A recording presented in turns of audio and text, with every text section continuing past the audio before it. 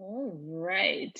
Well, I think we have a lot of people that just came in, so um, we will go ahead and get started and let people trickle in. I assume, can everybody hear me?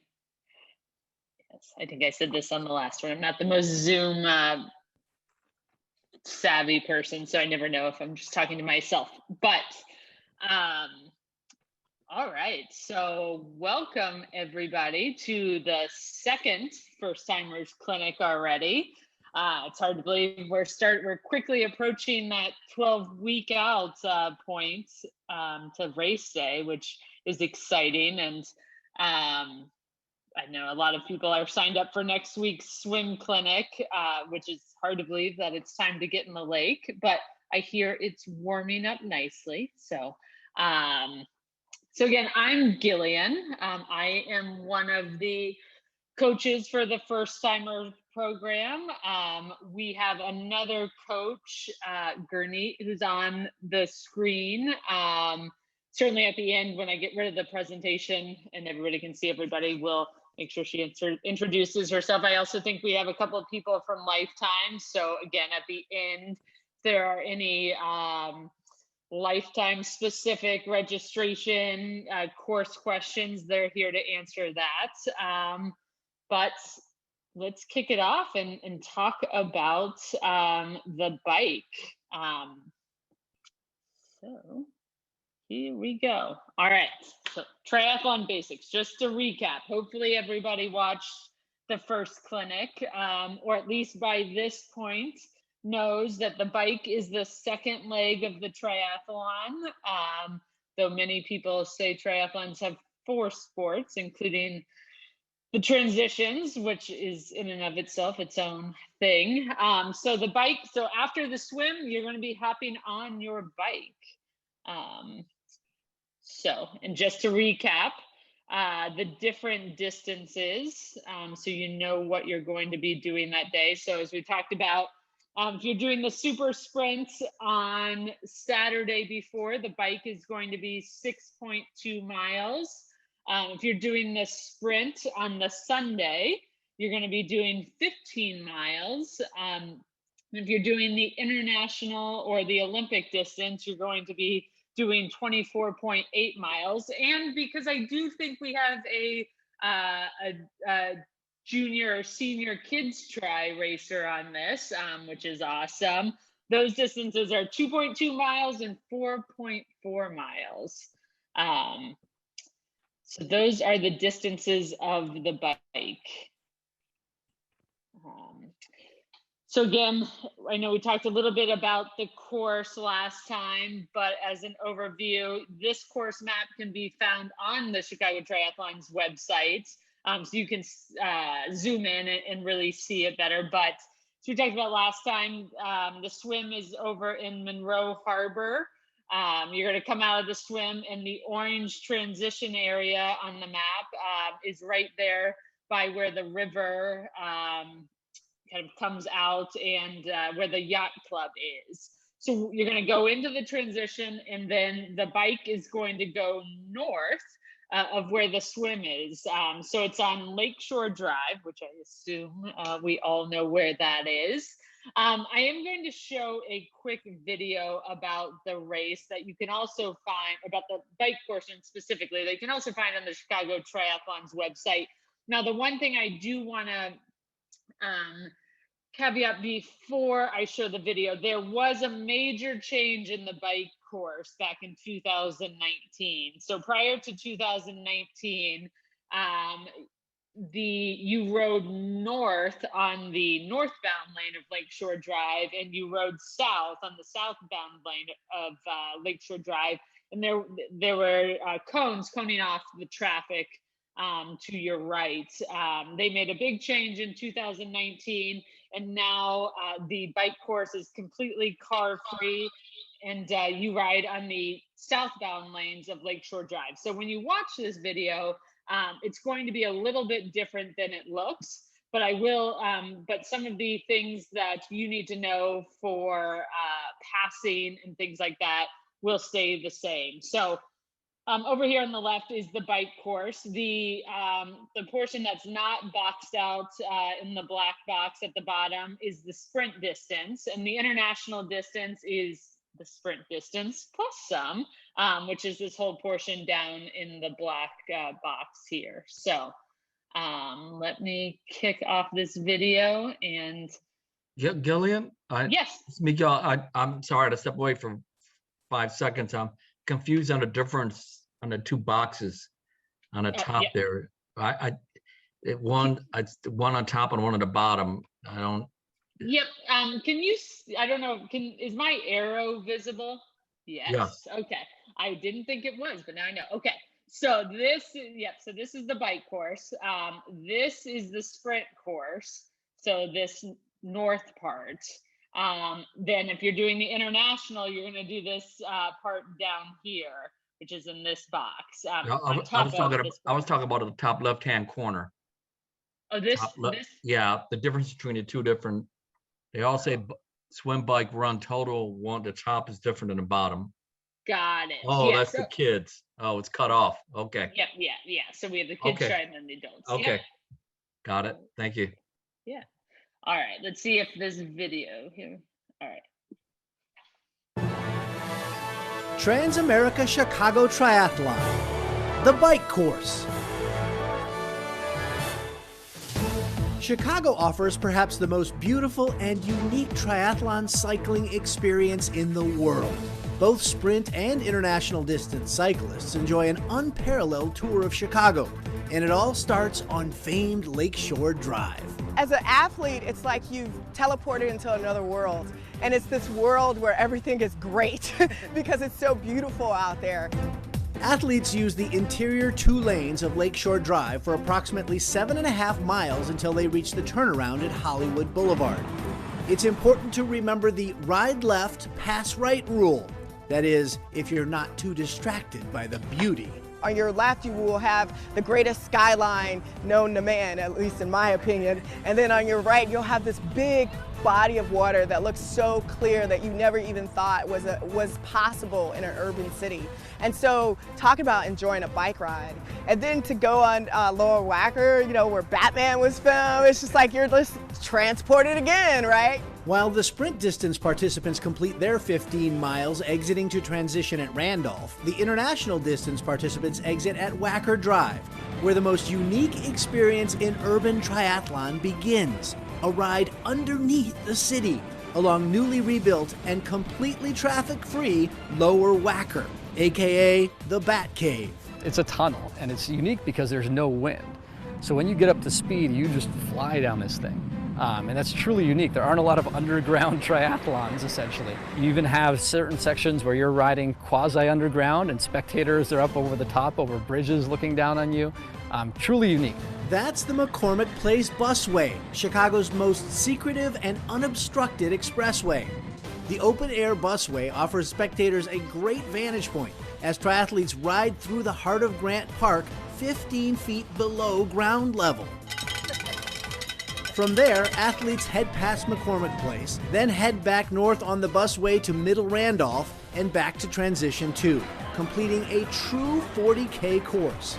And note, race officials patrol the bike course start to finish, along with bike marshals to aid stranded cyclists, ensuring a fair, safe, exciting, and unforgettable triathlon cycling experience. All right. Yeah, so that's a good overview if you've never gone out to be a spectator or anything of the bike course. So what you noticed is the bike course is a little bit different than the video in that now you're going to be riding all on the southbound lanes, and it's not split between the north and the southbound lanes. Okay, it's not what I wanted. Let's see. Okay. So some of the things though that were mentioned in the video that I think are important, and I'll go back to the course here. the idea of riding left and passing right.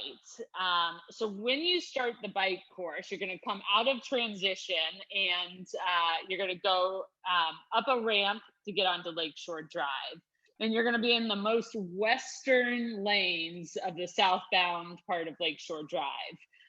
So often we think about, we think about riding on the right and passing on the left. This is one of those things about the Chicago Triathlon that you just need to remember, is that you ride on the left and you pass on the right. So, though there are a lot of people that participate in the Chicago Triathlon, because of the way that the waves are split up and such, the bike course is not super crowded. However, there are other people on the bike course.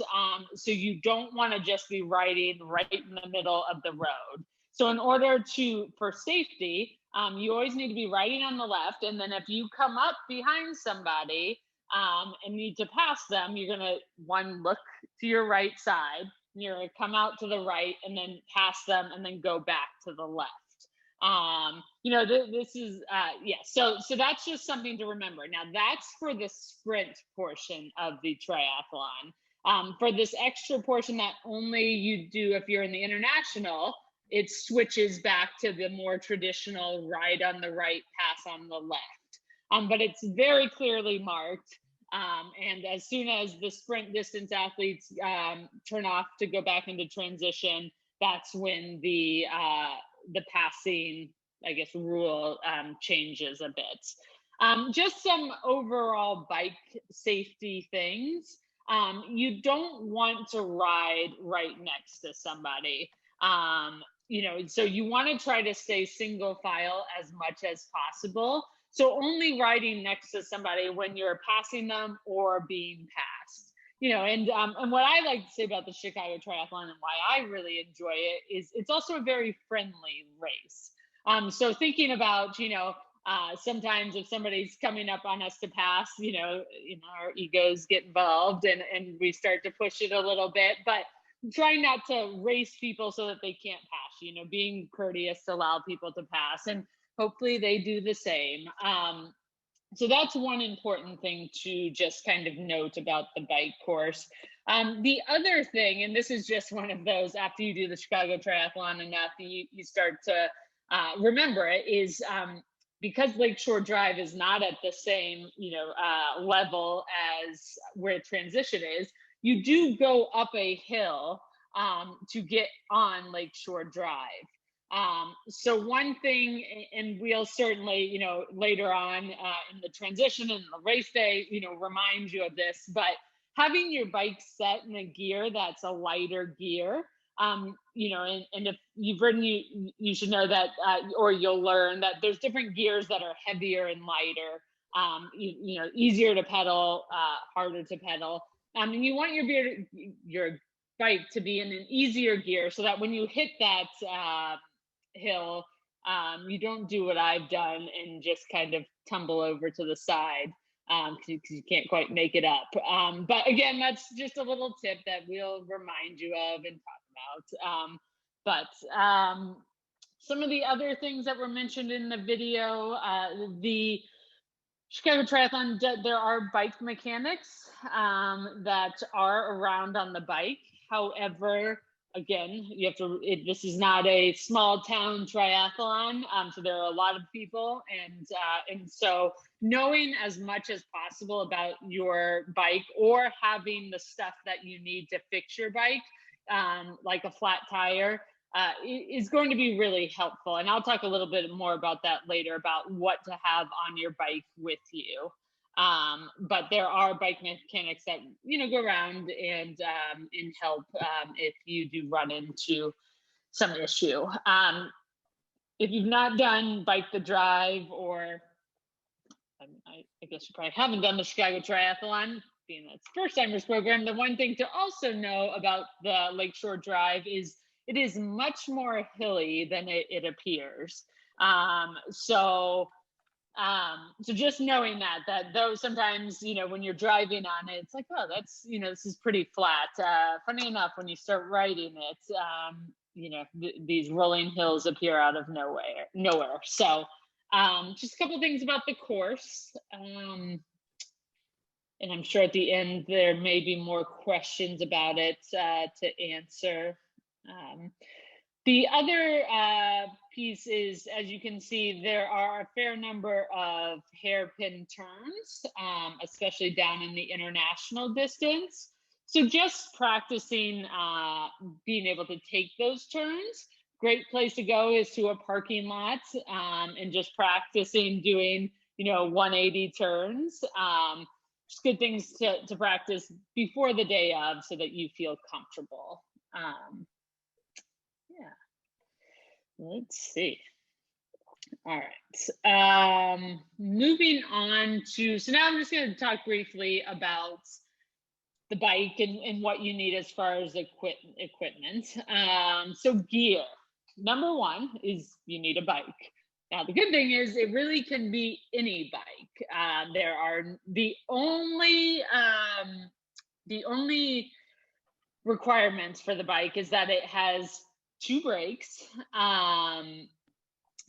Really, that's, so what you can't have is like the old, like when we were kids, unless I just aged myself, like the push down brakes where to stop you, fixed gear bike. It needs to have 2 brakes up top.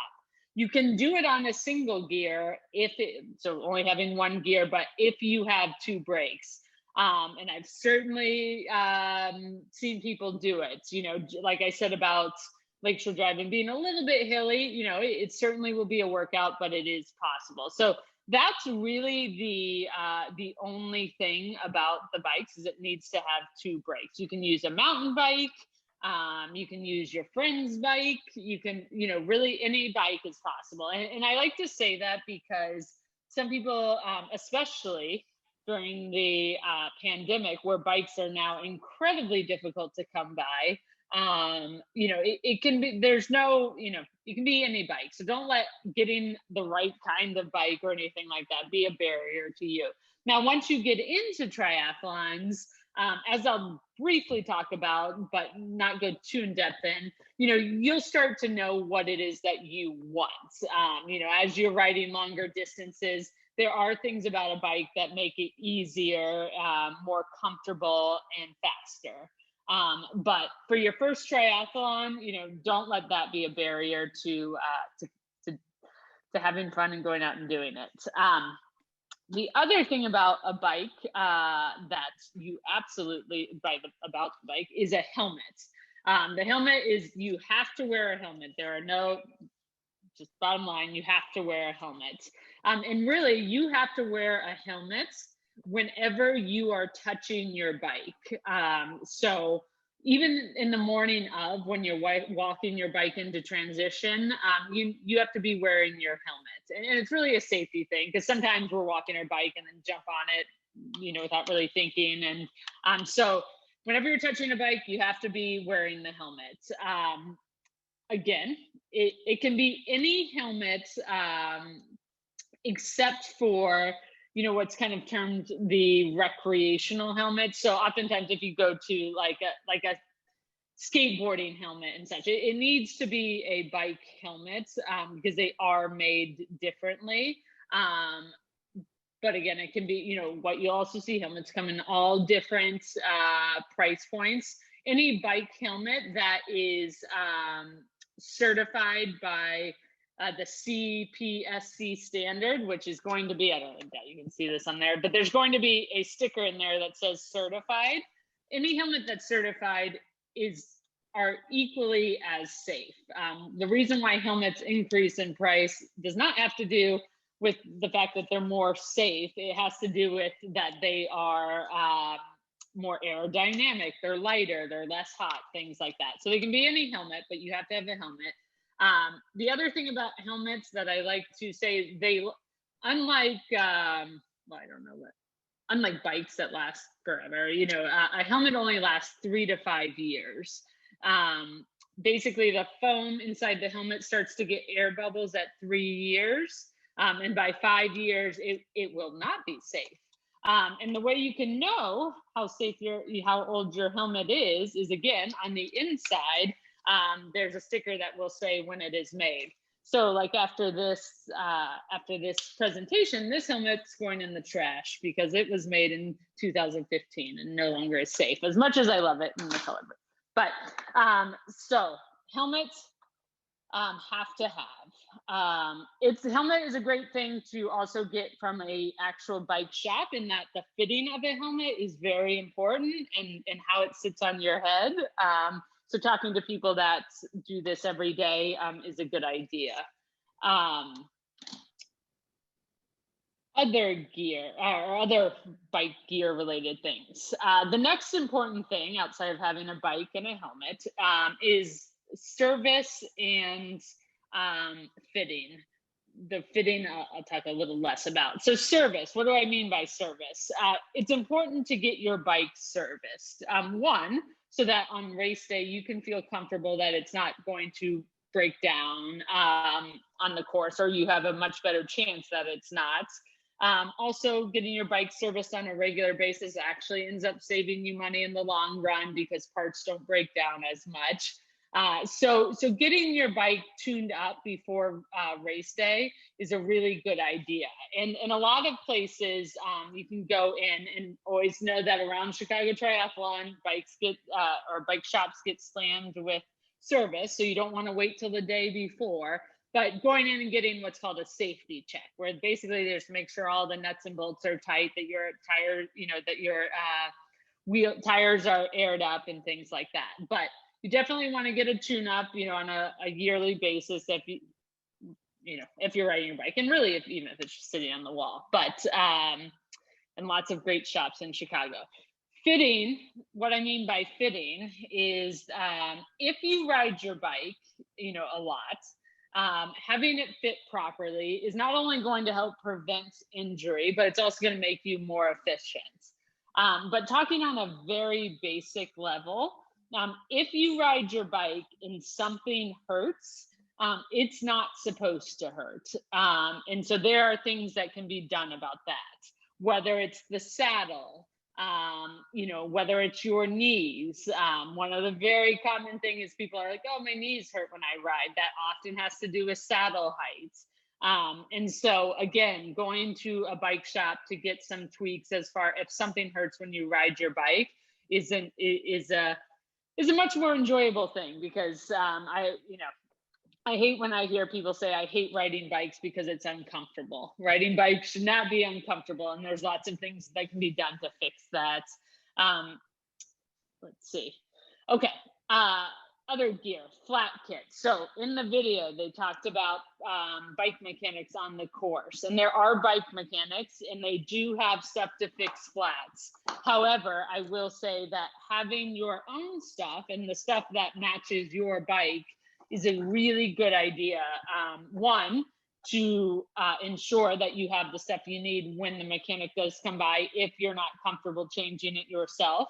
Two, again, Chicago Triathlon is super friendly. I have certainly seen many athletes actually stop in the middle of their race to help fix a flat for another athlete. But if you have the stuff, that makes it possible. And again, some of the stuff I'll post more on the Facebook page, especially like fix a flat stuff, and happy to answer questions. But basically, for your flat kit, what you want is you gotta have a tube. So this is what goes inside the tire on your bike. This is what you fill with air, and it is specific to your specific to the size of your tire. On the tire, it says a size, and that's the size that you need to get for the tube. Again, if you're newer to riding, you can always take your bike into a bike shop and they can tell you what size it is, or just take the wheel, whatever. You will need what are called tire levers, and this is what gets the tire off the wheel. Again, you will not be able to get the tire off without tire levers. And like $4 and a great investment. So that's like the bare minimum of what you need. Then you need something to fill up the tube, and you can either, some people carry a small hand pump, or there's what's called CO2. So you have a CO2 cartridge and a nozzle. I will say this takes some practice, and I will post a video that we made, much like the wetsuit video about this, but it's a way to fill up your tire, the tube on your tire, when you're out on the road and get a flat. So that's what you need. And you can put it in a nice bag that goes on the back of the bike, and hopefully you never have to open up this bag and it just sits there just in case. But I promise if you do get a flat, you will be glad you had this stuff. So the knowledge, fixing a flat is not necessarily intuitive, but there are 1,000 YouTube videos about it. I do know there's some great shops across Chicago that have fix a flat clinics. So if you're interested in learning how to fix your flat, there's a lot of resources, again, that I'm happy to direct you towards. But at the minimum, having the stuff. Clothing and shoes. So last time we talked about triathlon clothing. So triathlon shorts. The difference being from a bike short in that the padding is minimal compared to a bike short, which has a very thick padding, made for just riding, versus the triathlon short being made to swim, bike, and run in. I always, bike shorts are great for training. So it's something to think about as an investment. If you're going out there for a longer time to train, having a pair of bike shorts might suit you well. However, I'd also say make sure you practice riding in tri shorts, because you never want anything, new on race day. Now, shoes and pedals. Oftentimes, of coaching the first timers program for a long time, people will often ask, what's the number one kind of add-on that will help me on the bike? And though it might also be the number one add-on, I also recognize that it's also often a very big, anxiety bringer, which is shoes and pedals. So you can certainly ride the bike in your traditional flat pedal with a tennis shoe on top, and off you go. And that's perfectly great. There are no rules against it.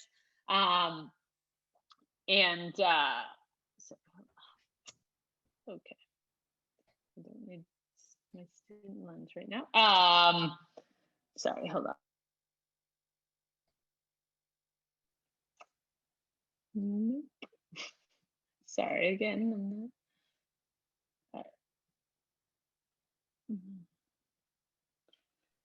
So, okay, back on track. Shoes and pedals.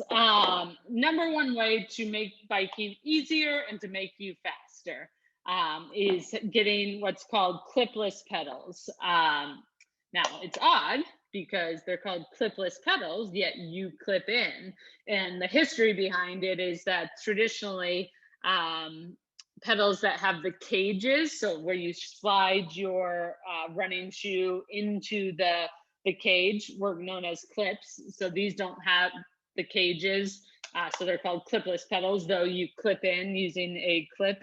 It never made any sense to me, but so basically you have a pedal and you have a cleat on the bottom of a shoe, and it hooks in, and now your pedal and your shoe are connected. So unlike when you have a flat pedal and you only get power pushing down on the pedal, with clips, you now have power all the way around because you are connected to the pedal. And so you're pulling up in the back, you're kicking over the top, you're pushing down. So it gives you a lot more power. It also spreads what muscles you use across different muscles versus just quad mashing down, which is very important when you then have to go run either 3 miles or 6 miles after.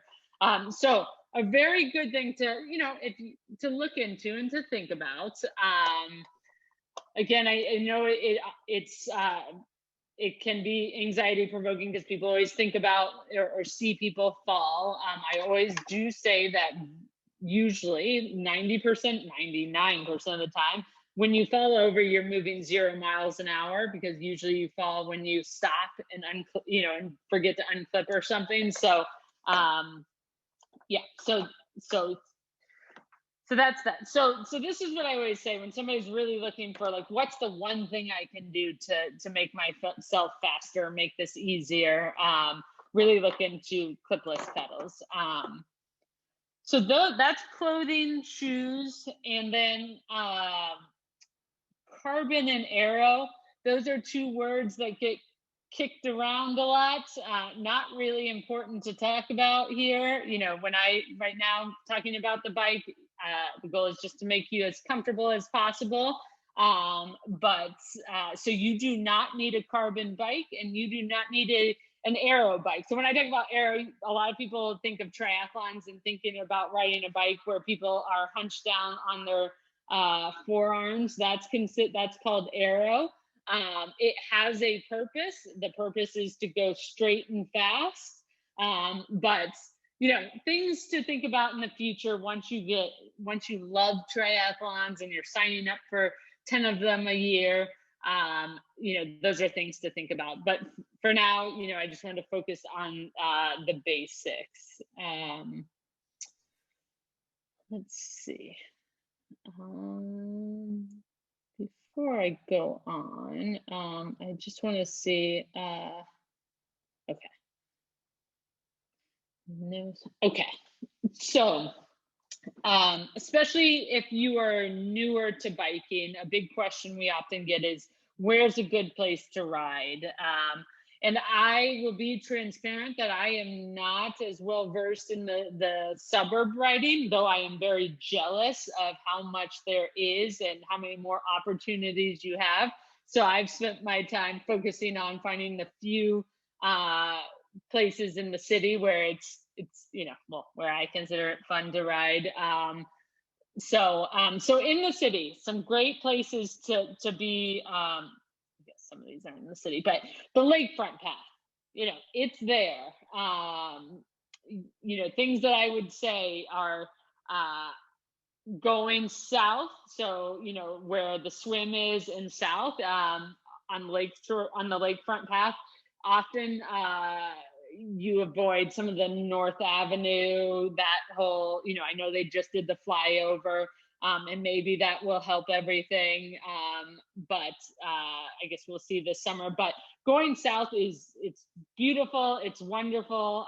There's actually like a hill down near like 31st Street that you can ride up, go back and forth over to practice your hills, but tends to be a little bit less, crowded sometimes for riding. I'd also say earlier in the mornings, before people are out just enjoying the day for a stroll, is the best time to ride.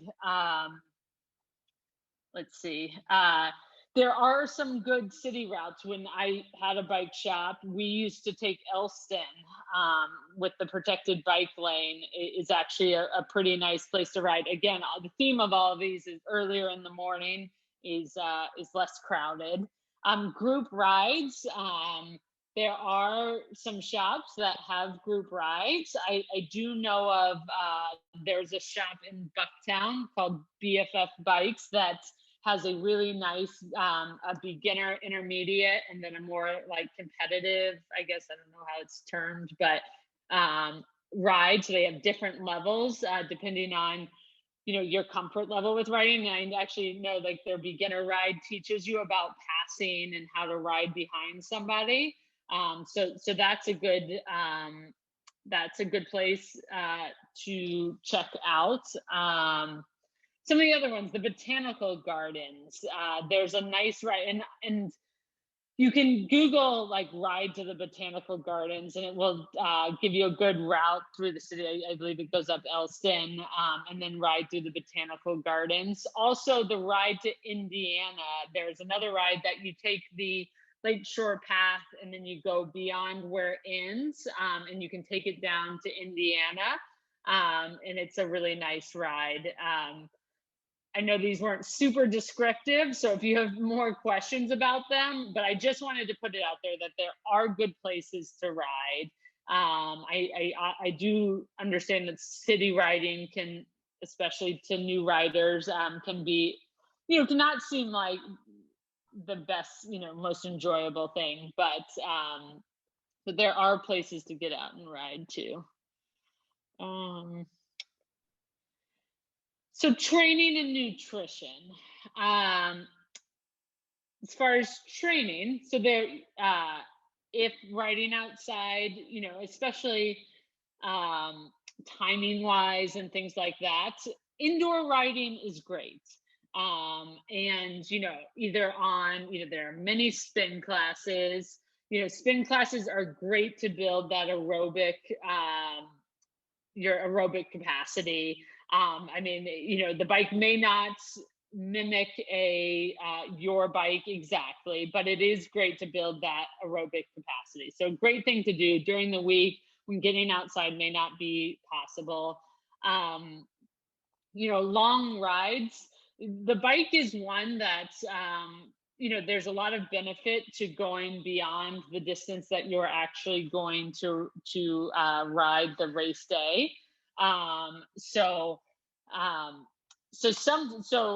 when you look at the training plan for the triathlon, like I said, we will be posting a very basic one. Some people will choose, and there's so many. If you, again, go out and Google training plans, you'll find 1,000 training plans, but we'll post a very basic one, and you'll see that the rides alternate between long rides, which is a longer, lower intensity ride, and interval rides, which you can even do on, say, the lakefront path, where you ride at a 75% of your maximum effort for 2 minutes, and then you pull back, and then you ride hard again and then pull back. So it's a mixture between long rides and intervals, and you'll see that on any training plan.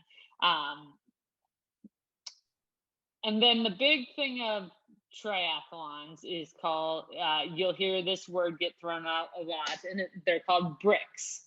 And there are many different theories as to why they call them bricks, but I think the one that's most relatable to people after they do them is because your legs feel like bricks. So a brick is when you ride and then you run right after you ride. So much like the triathlon, there's not a lounging time in between the bike and the run. And so the bricks, it's not necessarily about building your running capacity. What it's about is teaching your body to go from the bike to the run, because your legs are going to feel different. And I prefer the word different than the word bricks. But by practicing that, you can actually train your body to flush out everything from the bike and start to feel a little bit normal quicker, or at least become more okay with the feeling of your legs, because it is quite a phenomenon. You get off the bike and you feel like you're moving half a mile an hour, and your legs feel very heavy, but that will flush out. You'll feel better, and you'll start to get to kind of like a bit of a normalcy. So practicing these bricks is very important. Again, not something, you don't want race day to be the first day that you rode your bike and then you ran right after. And traditionally, or typically this workout looks like a longer bike and a very short run. So like 5, 10 minutes, 15 minutes max. So it's not about really building that run. It's more about the feeling. So that is training. Nutrition. Now, I think the bike is so important to talk about nutrition, because one of the things that I have seen over the years is that because eating and drinking on the bike is not the easiest, sometimes we don't do it and then really pay for it when we hit the run. So having water on your bike is going to be super important. And so, you're going to want to have, and I guess that's maybe one of the gear things I should have put, water bottle cages. Definitely, get a water bottle cage so that you can put a water bottle on your bike. The other thing about that is practicing pulling your water bottle out while you're riding your bike. It doesn't sound like a super tough thing to do, but when you get out there in practicality and you're riding with other people and such, having the balance to grab your water bottle, take a drink, and put it back without losing your water bottle is a skill in of itself. So making sure to practice that over the summer. And really making sure, you're going through at least a bottle of water on the bike, depending on the heat and humidity. Because the worst thing, once you get dehydrated, it's nearly impossible to come back from that. So fluids, number one. Solids, and personally, I'm really happy that I don't have any solids sitting around, because usually that means they've been sitting there rotting for years. But I'm sad because I can't show you any. But there are nutritional items made for endurance sports that give you calories and energy while you're in the middle of an event or training. Typical ones are called like goos, or there's so many different ones made by Gatorade, by every brand under that there is out there make them, that you can find at any running store, bike shop, any place you can find them. And the importance of these is you need to be taking in calories and energy while you're in the middle of the event. You don't want to get up to a place where you're depleted.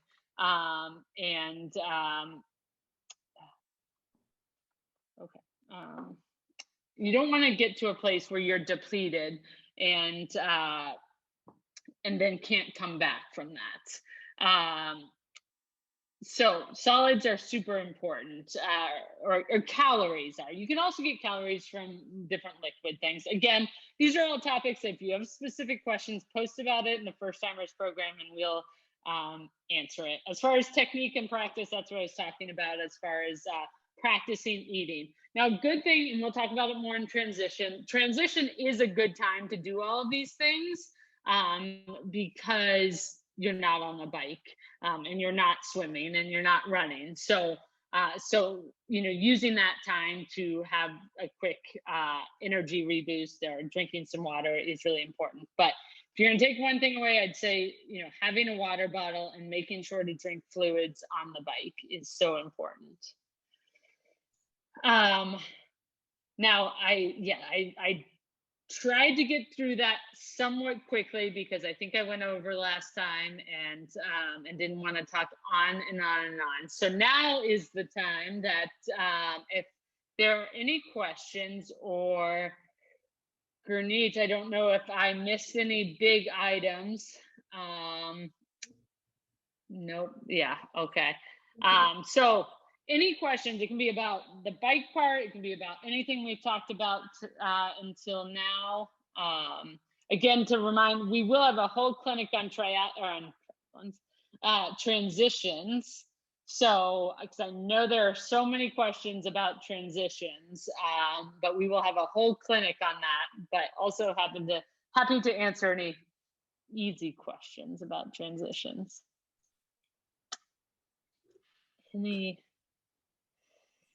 Let's see, how do I get here? Stop share. Oops. Any questions? Feel free to type them in the chat or shout them out. I did have a couple that were one question while I wait for them all to appear in the chat is somebody asked, when do we set up our bike? Which is a great question. And you do have two different options to set up your bike. Either the day before, and I will caveat with all this with, this year is obviously still going to be a little bit different than any other year. So some of this may change, but you have two opportunities to set up your bike. You can either bring your bike the day before. There will be a time where you can rack your bike, only your bike, nothing else. No, can't bring your shoes, can't bring your helmet, just your bike. And you can rack it on the rack the day before. There's security. You don't have to worry about anything happening to your bike. It will be there. But a lot of people, especially people who maybe, again, like we talked about last time, it'll be very early and very dark. So somebody, people that don't want to ride it or cart it down there the morning of, like to do that. Or you can rack it the morning of during your designated time for when transition is open. So that was one question. Oh, great question. Do you lock up your bike overnight? So no, you don't have to lock up your bike. There's security. It's no problem. So the big thing is you get numbers put on everything everywhere. So your bike will have a number. You'll have a wristband with a number that's also like tattooed on your arm. You can only go into transition with the wristband that matches your bike's number. You can only come out with the bike with the wristband and the tattoo that matches your bike number. Well, I won't say tattoo because that confusion, but the wristband. And so, yeah, you don't need to lock up your bike. The other question is drafting allowed? That's a great question. Not in the United States. ITU races, which, well, there are some of them in the United States, but it's a different kind of governing body of triathlons do allow for drafting, but USA triathlons, well, actually, sorry, because so bottom line is no. I'm not going to go into the history of that, but no, there is no drafting, and there is actually a number of bike lengths that you have to be behind somebody, and I am blanking on what that is. And Denise telling me 2 bike lengths. You have to. The rule is 2 bike lengths behind the person ahead of you. So thinking about that, and again, they're not going to take a tape measure, but those are things they're serious about. So just thinking about leaving a good amount of space between you and the person in front of you. And if you don't know what drafting is when you ride very close to the wheel of the person in front of you. It makes it more aerodynamic, and you draft off of them. So it basically makes it a bit easier on you. But then also you pull other people. Anyways, not allowed in this triathlon. Yes, this is a great add-on. Sunglasses, very good thing to have. Nobody likes bugs in the eyes. And also, depending on if it's sunny and such. Now, the one, again, additional thing to think about is when you go down to lower whacker, it all of a sudden becomes very dark. So if you are doing the international, either making sure you know where you're going to put those sunglasses when you take them off, or going with like a lighter tense sunglass, it's a good idea. So that's one thing to think about if you are doing the international distance. Can you wear an Apple Watch or Garmin? Absolutely. Yes. Another great question. So things that are not allowed, you cannot text on your bike. You can't have, anything that you're looking at that's a communication device. But you can have, a computer. Yeah, so you can have an Apple Watch. Obviously, don't be texting or on YouTube on it while you're riding. But as far as a computer and using it as a tracker, totally fine, and a really actually great thing to have. There are no headphones allowed on the bike or the run.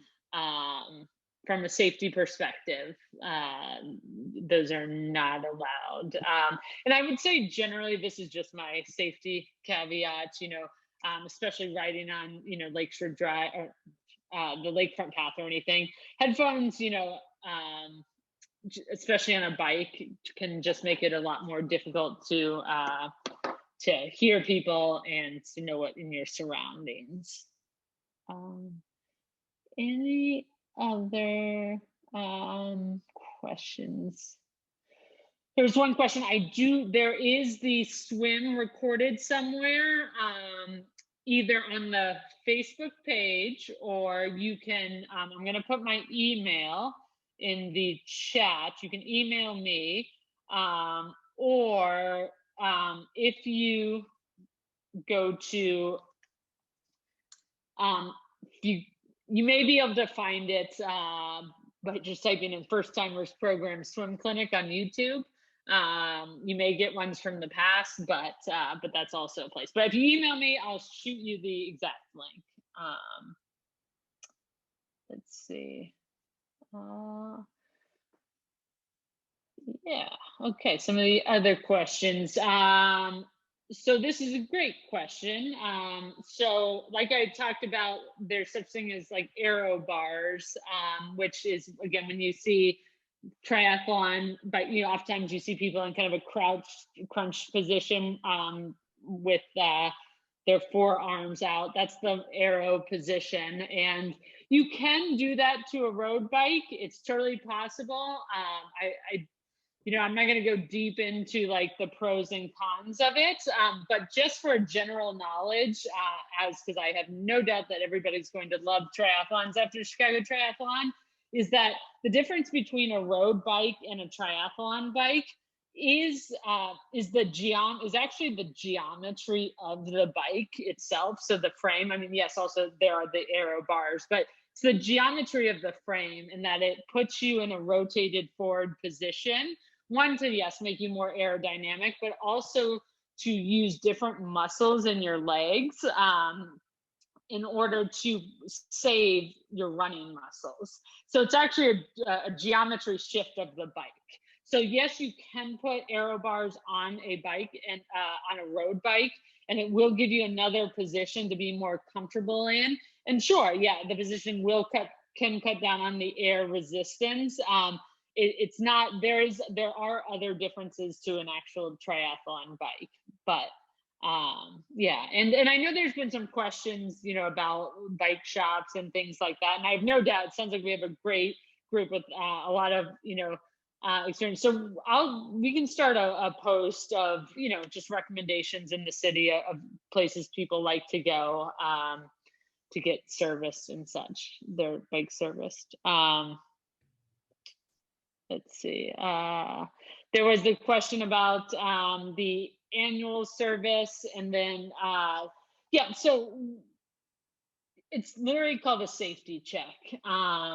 As far as if you got your bike, if you got a tune-up, say early in the training year or in the training season, it's not a bad idea at all to get what's called a safety check, a week or two before the triathlon, where basically they just check out that everything's okay. Also gives you enough time that if something's not okay, they can fix that. So it is a good idea. And it's not a full tune-up, so it's usually quicker. One thing, I don't know that, just to show real quick, a big thing to note about bikes is on the side of your handlebars, let's see if we can show it, are where the handlebars open. There's a hole. You have to have plugs in these holes. You will not, they won't, they won't let you ride your bike out on the course without these in plugs. So just checking your bike and making sure, even if you have the straight handlebars, it'll be the same thing. There'll be a plug there. But that is very important. And one of the things that is like a no-go, if you don't have those, because then it's just a open metal, which is dangerous. So that's one other tip. So again, if you don't have those, go into your local bike shop. They'll have a whole pile of them. They'll be like $1. You can pop them in. Okay, good question. How much padding do tri shorts have in comparison to most bike shorts and bibs? It is a tri shorts compared to bike shorts. It's a noticeable difference. I have unfortunately, been at a gym, taking a cycle class and planning on running after, and only wearing bike shorts, forgotten my other shorts, and then running in bike shorts. It's not comfortable. And so tri shorts, it is quite a considerable difference. And so, yeah, so they won't give you as much padding for longer bikes, but will allow you to run. That's why I also talked about like having a pair of tri and bike shorts. If you're doing longer rides, you might want to wear bike shorts. But on race day, you'll be fine. So, yep. So, so everybody here, either is or just wants to be a part of the fun of the first timers program. Because I know we have some friends and family division people in here. And so, yes, a recreational first timer. The question was, is the first timers program called the recreational first timer? It is. And the only thing about that is that you can't win the race technically, it's and so that's the only difference. It's the recreational division. But yes, that is the first timers starting group. Okay, so and another question was, and also getting used to Zoom, I'm realizing you can't see all of these questions, so I maybe should have explained them better. But one of the questions is spectators, and has there been anything by the city of Chicago about that? And Jeremy, I don't know if you're paying attention. Yep, you are. Do you know anything about that? We're still in discussions with them. Our ops team is still waiting to hear more information on that.